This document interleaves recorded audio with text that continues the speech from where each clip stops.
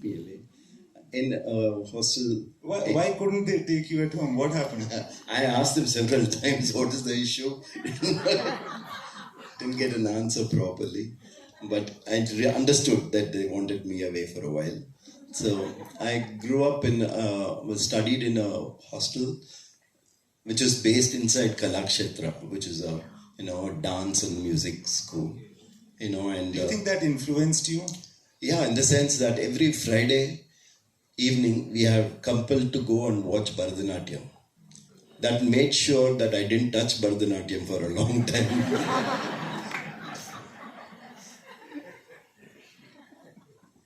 Okay, and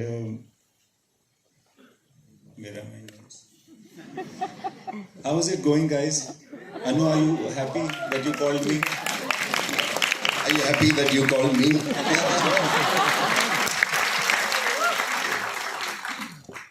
Okay, very importantly, sir, since we are talking about influences, who are the people that you think have influenced your films?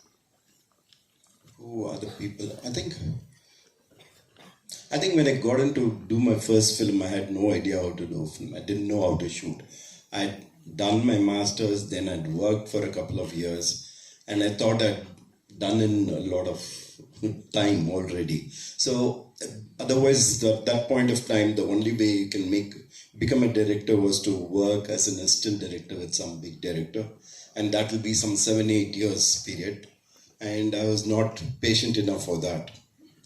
So I thought I can write a script and then convince a director and work with him on that film, learn everything about filmmaking, and then try my own.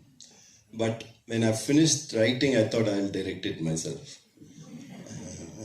I had no clue how to do it. I didn't know. I'd never been to a dubbing theatre before. I hadn't worked on an editing. So all my early films still, which boils down to even today, is trying to make a film without really knowing how to make a film. And the only thing I learned very fast is that you have to pretend in the shooting spot that you know everything. Don't let anybody know that you have doubts. Sir, I can really relate to you. And I'm very happy and relieved that you said these words. I have always thought of myself as a fraud director. You too? And I can relate to you, sir.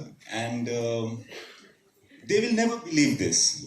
The others will not believe this. But I do believe it. Moving on. No, there was a time in my life when I started in television, sir. All I had to do is to pretend that I know. And try to get the information from the DOP. How to put the shot, what is this lens, what is that, what is this trolley, what does it do, what is this crane? But you have to pretend. And then you kind of learn also, because there's also insecurity. But I think ultimately what is important is what comes with you. In your stories, do you see some people that you've met in your life? Actually, it's scary in the sense that you realize you're a scavenger. It's really sometimes very disturbing. Something happens in your life, something not so pleasant, and you're still thinking that could make a nice scene. It's really not very pleasant. I remember once, there was an incident that happened at my place.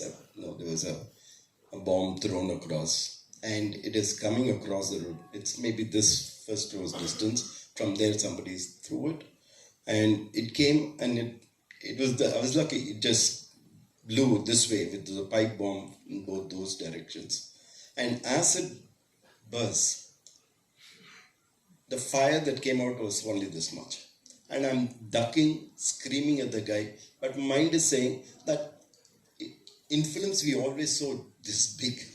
It is only this much. So it's scary. It's forever you're looking for something which will make it. Anything, You may use it, may not use it, but the thought comes.